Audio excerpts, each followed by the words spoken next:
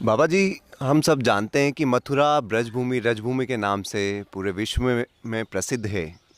यहीं पर दाऊ जी के नाम से भी एक स्थान प्रसिद्ध है, उसके बारे में आप थोड़ा सा बताइए हमें।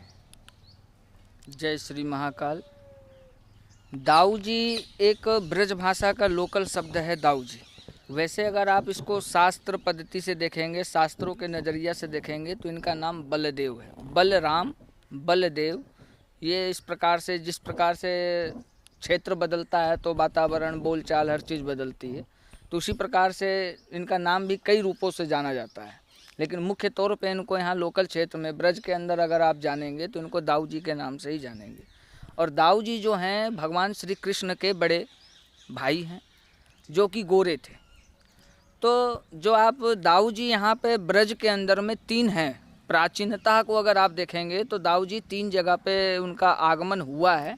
लेकिन ब्रज का जो राजा घोषित किए गए, भगवान श्री कृष्ण के जो द्वारका जब गए थे, तो उन्होंने द्वारका जाते समय भगवान बलदेव जी से कहे कि देखो, मैं अब उधर द्वारका में जा रहा हूँ, यहाँ सब ब्रजवासी लोग जो हैं विचलित हो जाएगी, यहाँ की जनता विचलित हो जाएगी, तो इसलिए आप इस यहाँ का राजभार को जो है संभालो, और यहाँ पे जितने भी ब्रज गोपाल लोग हैं उनकी सेवा रक्षा करें आप।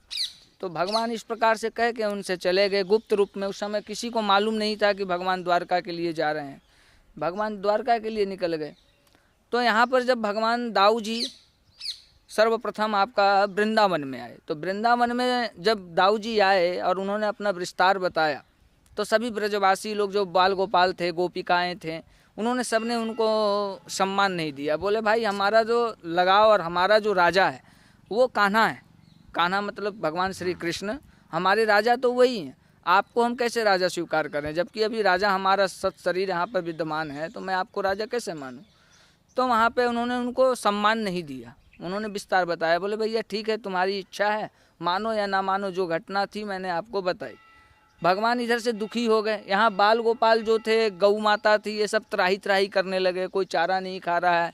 यानी जो भी भगवान के सानिध्य में रहे, उनका किसी भी प्रकार से कोई भी कार्य में मन नहीं लग रहा था। तो ये भी देख के दाऊ जी को दुख प्राप्त हुआ। बोले भाई, वो कान्हा जी ने हमको दे के गए हैं सब कुछ, और मेरे राज्य में अभी से ये सब काम हो रहे हैं। तो वो द्वारका के लिए वापस गए। द्वारका जब वापस गए भगवान, तो वहाँ पे उन्होंने पूरा विस्तार खुल के बताया। तो खुल के जब विस्तार को बताया, तो भगवान कृष्ण ने कही कि हे बलदाव जी, हे बड़े भाई, आप चिंता ना करें, आप हमारे छवि रूप को ले जाइए, आप अपना स्वरूप हमको दे दीजिए और हमारा स्वरूप को आप ले जाइए। आपकी सच समेत वहाँ पे सम्मान होगा, मान होगा, और आपको सब लोग जो दर्जा हमें मिलता है उससे 4 गुना ज़्यादा आपको प्राप्त होगा। तो भगवान गोरे थे। जब वो वृंदावन आए तो वहाँ पे गोरे थे, गोर वर्ण था उनका, तो उनको कोई नहीं माना। जब वहीं से वो सांवरे होके आए, यानी जो भगवान का स्वरूप था वो प्रतिबिंब उनके ऊपर जब आया, तो सबसे बाद में फिर यहाँ गोकुल में आए। तो गोकुल में उनका मान सम्मान सब कुछ हुआ। तो वहाँ से जब आप गोकुल से चलेंगे तो मात्र 10 किलोमीटर के दूरी में बलदेव नामक कस्बा है। इस कस्बा में आके, जिसको खांडिल वन भी कहा जाता है, तो यहाँ पर आकर बलराम जी का ताजपोशी हुआ। यहाँ पे उनको राज सिंहासन में बाकायदा यहाँ पे बैठाया गया, जो कि आज भी ब्रज में बलदाऊ जी साक्षात रूप से विद्यमान है। यहाँ के अनेकों प्रकार की चेटकाएँ हैं। जैसे कि औरंगजेब के ज़माने में ऐसा बताते हैं कि कोई व्यापारी था मुग़ल शासन का, और वो विदेश से यात्रा के लिए आ रहा था, तो उसका नाव जो है डूब गया, भीग गया, जो भी था उसका यानी नुकसान हुआ वहाँ पे। तो उसने जगह का सुना था, राजा के नाम से ही जानता था, तो उसने गुहार लगाई कि हमारा इस प्रकार से कार्य होगा तो मैं आपके शरणागत होऊंगा। तो भगवान ने वहाँ पे उसको चमत्कार दिखाया, वहाँ से वो बच के आया। तो औरंगजेब तब तो ये बात पहुँची। तो औरंगजेब उस समय पे अपने हिंदू, अपने सनातन धर्म के लिए बहुत भारी था, और कहीं तक सही भी था। तो उसका जो तात्पर्य था औरंगजेब का, हमारे सनातन धर्म को उसने बहुत ज़्यादा नुकसान पहुँचाया। और जो सनातन धर्म में जहाँ पर चेतनता थी, जहाँ पे भक्ति थी, जहाँ पे ईश्वर की पूर्ण कृपा थी, उस जगह पे वो माथा टेक के ही चला है। तो जितने भी आप देखेंगे 12 ज्योतिर्लिंग है, 52 शक्ति पीठ है, 9 शक्ति पीठ है, जैसे वैष्णो देवी है, चिंतपूर्णी है, कांगड़ा जी हैं, हर जगह पे उसने सोने के छत्र और ये सब चीज़, तमाम प्रकार की वस्तुएं, हीरे पन्ने जवाहरात वहाँ पे चढ़ाया है। तो जब यहाँ पे ऐसा लेख आता है कि औरंगजेब ने जब यहाँ चढ़ाई किया बलदेव के लिए, जब इधर के लिए कूच की उसकी सेना तो स्वयं ही वो नेत्रहीन हो गया, पूरा का पूरा बटालियन उसका नेत्रहीन हो गया। जैसे ही वो चढ़ाई किया, दाऊ जी के लिए जैसे एंट्री किया, वहाँ पे वो सब पूरे के पूरे नेत्रहीन हो गए। फिर वहाँ पे उनको तरह तरह की सपने हुए, तो उसने ये समझ लिया कि हाँ, ये बलदाऊ जी का ही अपना कोई करिश्मा है। उस मुस्लिम शब्द में करिश्मा और अपने हिंदू सनातन धर्म में उसको चेटक, वहाँ पे उसको चेटक मिली, भगवान की एक परिचय मिला कि हाँ, यहाँ पे है कोई चीज़, कोई शक्ति यहाँ पे विद्यमान है। तो औरंगजेब ने वहाँ पे क्षमा याचना की, हे प्रभु, हमारे अनजान से या किसी के बुद्धि भरने से हमारे से जो पाप हुआ है उसके लिए आप हमें क्षमा करें और हमें अपनी सुरक्षा प्रदान करें। तो वहाँ पे वो तुरंत ही नेत्रहीन से फिर से वो जैसा था वैसा ही हो गया। तो वहाँ पे उसने जो है 1.25 मन का छत्र चांदी का बनवा के और दाऊ जी महाराज जी को अर्पण किया। और जो कि आज भी वहाँ पे दाऊ जी के मंदिर में अगर आप दर्शन किए हैं, नहीं किए हैं तो आप उसको कर सकते हैं, यूट्यूब में भी चलते हैं और वैसे लाइव दर्शन भी हर देवी देवताओं के हो रहे हैं आज के डेट में। तो बलदेव मथुरा कहेंगे तो आप आ जाएगा, मथुरा से 27 किलोमीटर की दूरी में है। जो कि बलदाऊ जी एक शवशा अवतारी हैं। इनका इतिहास आप पीछे देखेंगे तो बलदाऊ जी का जो मूल कारण ये है कि भगवान राम का जन्म जब हुआ था तो लक्ष्मण जी उनके साथ में रहे हमेशा, है ना। तो कुछ ऐसी परिस्थिति थी जो कि लक्ष्मण जी चाह के भी नहीं बोल सकते थे भगवान से। क्यों नहीं बोल सकते थे? क्योंकि वहाँ पे मर्यादा की बात आ जाती है। जब बड़े बोल रहे हो तो कहते हैं कि छोटे को नहीं बोलना चाहिए, तो हर जगह पे वो चुप हो जाते थे। तो उनके मन में वो जो शंकाएं हैं वो घर बना ली थी, यानी राग देश उत्पन्न कर दिया था कि अगर बड़ा भाई होता तो राम जी को वनवास जाने की आज्ञा नहीं देता। ऐसी कई बातें उनके मन में ख्याल आया। तो भगवान ने, अंतर्यामी होते हैं परमात्मा, तो परमात्मा ने उनको तथास्तु कह दिया। बोले ठीक है, जब मेरा जन्म होगा, अगला जो अवतार होगा उस अवतार में बड़े आप बनोगे, लेकिन बड़े जरूर बनोगे लेकिन चलेगी मेरी ही, वहाँ भी आप बीच में अंकुश नहीं कर सकते हो। तो बलदाऊ जी वही शेषा अवतारी भगवान लक्ष्मण के ही अवतार हैं, जिन्होंने आकर के यहाँ पे जन्म लिया, भगवान के साथ में ही सब कुछ किया। यहाँ पर इनका बड़प्पन रहा है, जो बालपन जो रहा है बलदेव जी का, वो बहुत ही गंभीर स्वरूप रहा है। वो ज़्यादा खेल कूदा, यानी ज़्यादा उत्पात करना, वो सब उनको पसंद नहीं था। बस कान्हा जी की देख रेख में रहते थे कि ये क्या कर रहे हैं क्या नहीं कर रहे हैं, उसको बस उनको देखने का कार्य था। तो बलदाऊ जी एक शेषा अवतारी हैं, जो कि आज भी बलदेव जी के मंदिर के अंदर जो गर्भगृह के अंदर आज भी एक शेष अवतार रहते हैं, जो कि वो बहुत कम लोगों को दर्शन देते हैं। उनका एक तरीक़ा से खुलने का, मंदिर खुलने का कपाट और बढ़ने का कपाट, हर चीज़ का एक नियमावली है। अपने ब्रज के अंदर में जितने भी प्रतिष्ठित मंदिर हैं वो अपने समय के बहुत ही पाबंद हैं। अगर समय से आप जहाँ पर पहुँचेंगे तो आपको दर्शन होगा, और समय पे अगर आप नहीं पहुँचे तो आप प्राइम मिनिस्टर क्यों ना हो, आपको दर्शन नहीं मिलेगा। उसके लिए आपको इंतज़ार करना पड़ेगा। लेकिन आज के डेट में ऐसे बहुत से धर्म स्थल हैं अपने ब्रज को छोड़ के। आप जैसे देख लीजिए, उज्जैन है, ओमकार जी है, या अपने बिहारी जी हैं, या गोवर्धन जी हैं। यहाँ पे आज के डेट में नेता नगरी के रूप से देखेंगे तो बहुत ही ज़्यादा दुरुपयोग हो रहा है। जो कि भगवान आराम कर रहे हैं तो उस समय भी वो डायरेक्ट एंट्री कर रहे हैं VIP बन करके। तो ये अपने सनातन को कहीं तक जो है मुग़ल शासन का, जो जिसको अपने जिहाद बोल देते हैं या फतवा कह देते हैं, तो एक ये फतवा ही जारी हो चुका है जो सनातन धर्म को जहाँ तक है कि अंदर घुस के उसको ठेस पहुँचाया जा रहा है। यानी कि अपना भी मान रहे हैं और अपना मानने के साथ साथ उसको वहाँ पे ठेस पहुँचा रहे हैं। तो बलदेव जी एक ऐसे हैं कि यहाँ पे एक लेख है कि भीषण जाड़ा पड़ रहा था, तो वहाँ पे कोई दरबारी था, वो किसी कारणवश उस मंदिर में ही सो गया। सुबह सुबह उसको ठंड लगी, तो भगवान ने, जो भगवान के लिए आज भी दाऊ जी के अंदर में पलंग बिछता है, शाम के समय पे दातून रखी जाती है, जल रखा जाता है, दूध का गिलास रखा जाता है, समझ रहे हैं प्रभु, बिस्तर लगाया जाता है बाकायदा, रोज़ नया धो धा के इत्र फुलेल के साथ में बिस्तर लगता है। जो कि सुबह जब ब्रह्म मुहूर्त में जब दर्शन खुलता है, उसको कहते हैं मंगलामुखी। मंगलामुखी सदा सुखी, दाऊ सो दाता नहीं जग में कोई एक, और दीनन पे रक्षा करे तारत विघ्न अनेक। ऐसा मान्यता है यहाँ की, जो भी मंगला के दर्शन कर लेता है उसको कभी जीवन में कोई विपत्ति, कोई कलेश उसको दबा नहीं सकता है, वो हमेशा सुखी रहेगा। और बलदेव जी का जो मुख्य वार है, मुख्य जो तिथि होती है, वो पूर्णमासी का होता है। पूर्णमासी के दिन में यहाँ पे लाखों की तादाद पे भीड़ होती है। बलदेव छठ के समय पे करोड़ों की लोगों की भीड़ होती है यहाँ पे। और यहाँ पे जो है पंडा और ब्राह्मणों के बीच में ये मंदिर उपस्थित है। पूरी जो नगरी है, उस नगरी के अंदर में पंडा ब्राह्मण सबसे ज़्यादा रहते हैं। और जो भी यहाँ का अधिपति है वो टोटल पंडाओं के पास रहता है, जिसमें कि एक रिसीवर बैठते हैं और कोर्ट कचहरी के निगरानी में ही जेवरात जो भी बलदेव जी का संपत्ति है उसकी देख रेख वही लोग करते हैं। तो बलदेव जी का ऐसा चेटक है प्रभु कि सुबह जब वो जागा ठंड से तो देखा तो बलदेव जी का अंग वस्त्र उसके ऊपर पड़ा हुआ था। तो वो घबरा गया कि अरे ये तो मंदिर गर्भ के अंदर जा कर के इस प्रकार से कपड़ा को उठा लाया है। तो वहाँ पे कुछ पंडाओं ने वहाँ पे मतभेद जारी किया, बोले ये तू भाई भगवान का अंग वस्त्र को तू कैसे ले आया। तो वहाँ पे एक छोटा सा आकाशवाणी हुई कि भाई ये भक्त हमारा है और हमने ही इसको अंग वस्त्र पहनाया है। तो ऐसे छोटे मोटे यहाँ पे सहस्त्रों आए दिन ही कोई ना कोई चेटक बलदेव जी का मिलता है, जिससे कि भक्तों के अंदर में श्रद्धा ऑटोमेटिक उत्पन्न होती है कि हाँ ये सच्चा देव है और आज भी उपस्थित है। दूसरी चीज़, जितने भी देवता यहाँ पर आए हैं, जो आया है वो तो जाएगा, चाहे राजा हो या रंक।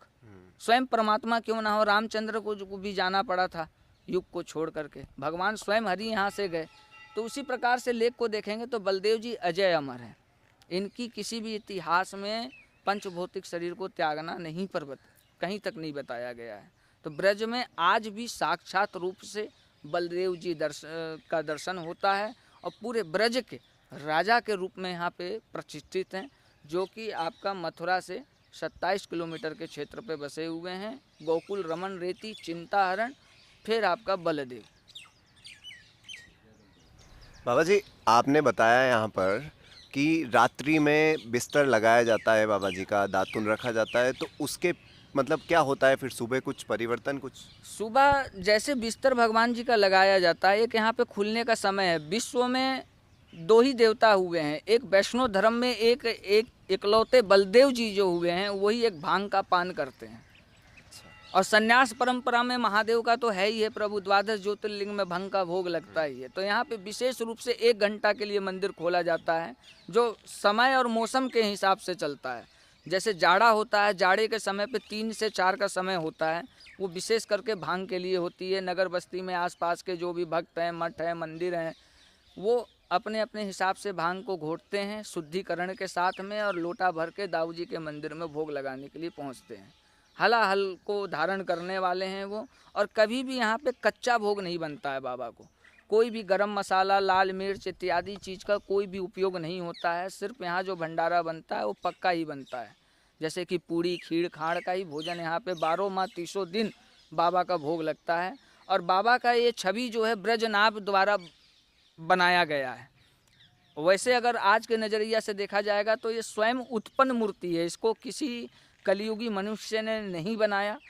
ये ब्रजनाभ भगवान श्री कृष्ण के नाती थे, जिन्होंने ऐसी प्रतिमा कम से कम 108 के स्वरूप में बनाए थे जगह जगह पे।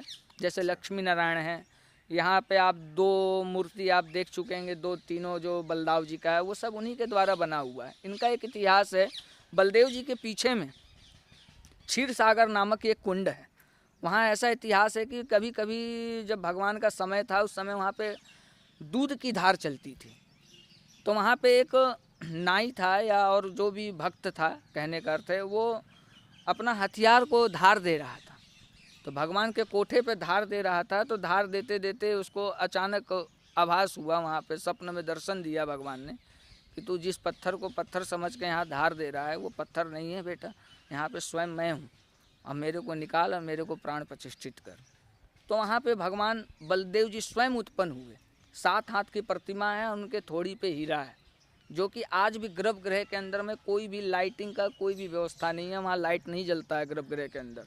जो भी प्रकाश है, एक तो अखंड दीपक का रहता है, दूसरा भगवान के थोड़ी में जो हीरे हैं उसका प्रकाश होता है। और एक ऐसी एक प्रतिमा यही है पूरे विश्व में जो 84 मीटर का अंग वस्त्र पहनते हैं, जो आज भी पहनते हैं। और यदा कदा ऐसा भी हो जाता है कि 11-11 श्रृंगार एक साथ भगवान पहन लेते हैं। यही पता नहीं लगता है कि इस प्रतिमा के अंदर 84 मीटर तो एक जोड़ी तो पहले ही चला ही गया ठाकुर जी का, उसके उपरांत भी उसमें 11-11, 21-21 श्रृंगार, यानी 84-84 मीटर का 11 बार उनको वस्त्र पहना दिया जाता है। लेकिन ऐसा लगता है कि इन्होंने वस्त्र पहना ही नहीं है। पहला चेटक तो बाबा का ही है। और यहाँ पे मिश्री और खाड़ का भोग लगता है बाबा का, बलदेव जी का। शाम के समय पे एक लोटा है चांदी का, उस चांदी के लोटे में जल भरा जाता है, नीम का दातुन रखा जाता है और बिस्तर लगाई जाती है बहुत सम्मान के साथ। सब कुछ वहाँ पे जो एक मनुष्य के जीवन में होता है, राजा रईसों के जीवन में होता है, उससे भी कई प्रकार से सुशोभित होके अग्र एकदम आगे चल के वहाँ पे व्यवस्था दी जाती है। जब सुबह मंगला दर्शन जो बताई गई है, मंगला दर्शन का महत्व ही यही है कि उसके ही दर्शन होते हैं। तो जब सुबह मंदिर का पहला कपाट जब पुजारी, श्री पुजारी जो होते हैं, मुखिया जी होते हैं, वो खोलते हैं, खोलते के साथ में वहाँ पे दर्शन होता है बाबा का। उससे पहले नौबत बजती है, यानी भगवान को जगाने के लिए भजन संध्या होता है, प्रभात फेरी होती है गांव की सुबह सुबह। उसके बाद वहाँ पे 10-15 मिनट वहाँ पे हरि कीर्तन होता है, जागो नंदलाल, जागो नंदलाल, इस प्रकार से भजन होती है वहाँ। भजन के उपरांत पुजारी जी कपाट खोलते हैं।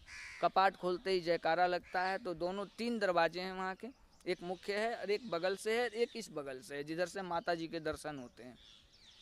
तो जैसे ही कपाट खुलता है तो वहाँ पे जल का जो लोटा रखा जाता है वो आपको उल्टा मिलता है, यानी गिरा हुआ दिखता है। जो दातुन रखी जाती है वो ऐसा रहता है कि जैसे किसी ने करके रख दिया हो। बिस्तर जो है, जो ओढ़ने के लिए बिछौना रहता है भगवान का, वो खिंचा हुआ मिलता है। आसन पूरा सिकुड़ा हुआ मिलता है। मुख्य दर्शन वही है जिसमें कि बाबा सिर्फ एक अंगोछा पहन करके दर्शन देते हैं। पूरे शरीर का दर्शन आप अच्छी तरीक़ा से कर सकते हैं, भगवान के पूरे मुखमंडल तक आप बढ़िया से निखार सकते हैं। तो ऐसा यहाँ पे विशेषता है बाबा का। अच्छा जी। और बाबा जी एक और चीज़ यहाँ पर देखने में विशेष है कि यहाँ पर जो यमुना माँ है, मैया है, इनका जो बहने का स्थान है वो थोड़ा सा इधर उधर बताया गया है। तो इसके पीछे की क्या कहानी है? मतलब कहने का मतलब वो कभी इधर आ रही हैं, ऐसा मोड़ है यहाँ पर, तो इसके पीछे की कहानी भी है, तो आप उसके बारे में थोड़ा सा विस्तार से बताइए। देखिए, जैसे कि जब गंगा मैया सृष्टि में आई थी तो गंगा मैया एक कहावत भी है, और वो जहाँ तक कहावत नहीं है वो सत्यता है कि गंगा को आन हुआ और भागीरथ को नाम। ये थोड़ा सा ब्रज भाषा में है, यानी गंगा जी का आना हुआ और भागीरथ का नाम। भागीरथ से पहले भी 5 जन्म पहले से ही भजन चल रहा था जी। भागीरथ जी भी इधर भजन कर ही रहे थे। लेकिन उसके उपरांत भी ऐसे कई ऋषि मुनि हुए जो गंगा मैया की प्रतीक्षा में भजन में लगे हुए थे कि अगर गंगा इस धरती में आए तो हमारे आश्रमों पे होते हुए निकले।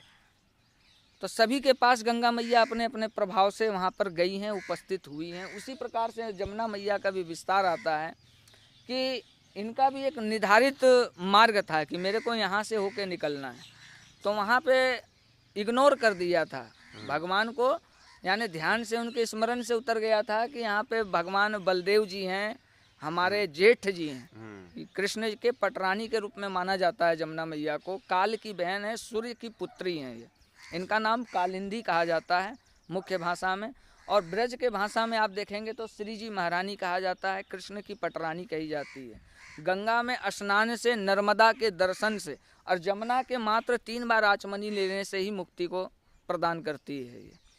तो कालिंदी इसलिए कहा गया है कि इसका कोई था नहीं है प्रभु, इस जगह इसका कोई था नहीं है। लेकिन अभी कलयुग के अंदर में आप देखेंगे तो जितने भी ये फैक्ट्रियां जो बन रही हैं, सभी का गंदा पानी इसी के अंदर जा रहा है। तो जितने भी हिंदू भाई हैं उनसे मेरा हाथ जोड़ के यही निवेदन है कि जहाँ तक हो सके, जिस प्रकार से आप नमामि गंगा मिशन चला रहे हैं, गंगा के प्रति ज़्यादा अग्रसित होकर ध्यान दे रहे हैं, उसी प्रकार से उनकी ये छोटी बहन है यमुना मैया, थोड़ा इनका भी ध्यान दिया जाए। और ख़ास करके दिल्ली के अंदर जो गंदगी पूरा का पूरा जमुना मैया जो दूषित हो रही हैं वो ज़्यादातर दिल्ली से हो रही हैं।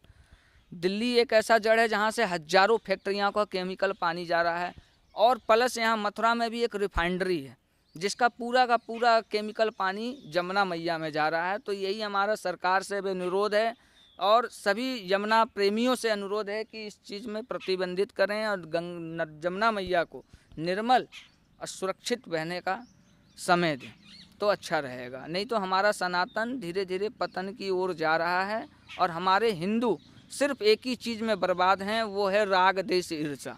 रामायण में भी भगवान ने कहा है कि निश्चल मन मोहयति भावा, छल कपट छल छिद्र न भावा। तो प्रभु मेरा आपसे सबसे यही निवेदन है कि आपसी मतभेद को हटाएं और संगठित रूप से मठ मंदिर जो भी अपने धर्म सनातन धर्म है उसको बचाएं और अपने आपको चेतन करें। नहीं तो आने वाला समय जो था, पिछला जो समय आपका व्यतीत हुआ, आपके पूर्वजों का जो व्यतीत हुआ, जो मुगलों के शासन में रहे, उसके बाद अंग्रेज़ों के गुलाम रहे, तो वो समय अब आपका फिर से दोबारा से रिटर्न आ रहा है। वो इसलिए आ रहा है कि आपको हर कोई जान चुका है कि सनातन धर्म में आपसी में मतभेद है। जब तक उस मतभेद को आप नहीं हटाएंगे, जब तक आपको मार्ग नहीं मिलेगा और धीरे धीरे जो है आप पतन की ओर जा रहे हैं। तो कहने का अर्थ है कि जमुना मैया यहाँ भी एक निर्धारित रूप से बह रही थी। तो भगवान दाऊ जी तक संदेश आया कि यमुना मैया तो अपने तरफ ना आके वो सीधे जा रही हैं। तो बलदाऊ जी, जिसके पास ज्ञान ज़्यादा होता है तो उसके पास एक कमी भी होती है थोड़ी सी, तो वहाँ पे हल्का सा क्रोध रूप में आए बाबा, बोले भाई हमारे रहते हुए और ऐसी प्रकार से जा रही हैं। तो अपने सीत से, किसानों के इष्ट देवता भी माने जाते हैं बलदेव जी। बलदेव जी का अस्त्र जो है वो सीत है। सीत कहा जाए तो हल। जो भी किसान अगर पहला पूजन करता है खेत खलियानों में, तो वो सबसे पहले बलदेव जी का हिस्सा पहले निकालता है। उनको पहले यानी भोग पूजा जो भी उनकी पद्धति है वो होती है। लेकिन आज के डेट में मशीनरी आ गई तो अब सीत नाम का चीज़ अस्तित्व धीरे धीरे ख़त्म हो रहा है। कोई जो पूजा पाठ थी वो चीज़ नहीं हो रहे हैं। तो जितने भी खेत खलियानों में आज जो नुकसान हो रहा है वो कहीं तक पुराने जो अपनी मर्यादा थी, अपनी जो संस्कृति थी, जो अपने सनातन धर्म का नियम आचरण था, उस चीज़ को हम स्वयं विलुप्त कर रहे हैं। तो आज हमारे खेतों भी बंजर हो रहे हैं। जो फसल वाले थे वो बंजर हो गए। जो रखा रहा है उसके पास में 1 कुंटल अनाज हुआ, जो भगवान के भरोसे छोड़ के और थोड़ी सी सुरक्षा रख के जो चल रहा है उसके यहाँ 2 कुंटल हुआ। तो ये प्रमाण है भगवान का। तो भगवान ने यहाँ पे अपने सीत से जमुना मैया को खींचा है अपने तरफ। तो गोकुल से लेके और जो आपका ये गर्गाचार्य ऋषि का आश्रम है, यहाँ तक आपको आगरा रोड पे जो है, यहाँ पे आपको जमुना नागिन की तरह लहराती हुई चली है, यानी घुमाव लेते हुए चली है यहाँ पे। तो यही कारण है कि जमुना मैया यहाँ पे आप देखते हैं कि आगे जाके इधर से गोल आ रही हैं, फिर आगे जाके आपका इधर से घूम गई हैं, फिर दाऊ जी आगे पड़ता है तो वहाँ पे वो इस प्रकार से आ गई हैं। सुबह सुबह बलदेव जी प्रथम स्नान जो करते हैं वो जमुना जल से ही करते हैं, जिसके लिए प्रथम सुबह में उठ के एक पुजारी सबसे पहले कलश और डंडा लेके चला जाता है जमुना जी। 4 किलोमीटर पड़ती है बलदेव से। तो ऐसा इसकी मान्यता है कि उसको ना तो कोई नारी देख सकती है, ना ही किसी का छाया उसमें स्पर्श हो सकता है। वो उस प्रकार से जल को शुद्धिकरण के साथ लाता है, झाड़ू चबर के साथ में जल पहुंचता है बाबा का। वो हर कोई देख नहीं पाता है कि जमुना जल कब मंदिर में पहुंचा, उसको बहुत कम लोग जानते हैं, क्योंकि वो ऐसे समय पे निकलते हैं जो कि हर किसी की दृष्टि ना पड़े और साफ़ सफाई का विशेष ध्यान देते हुए। तो ऐसी मान्यता है यहाँ पे जमुना जी की। तो साथियों, अभी आपने जाना गोकुल के बारे में, जमुना माँ के बारे में। इसी में आगे बातचीत हम करते रहेंगे अगले वीडियो में। चलिए अभी फ़िलहाल के लिए मिलते हैं। जय श्री महाकाल।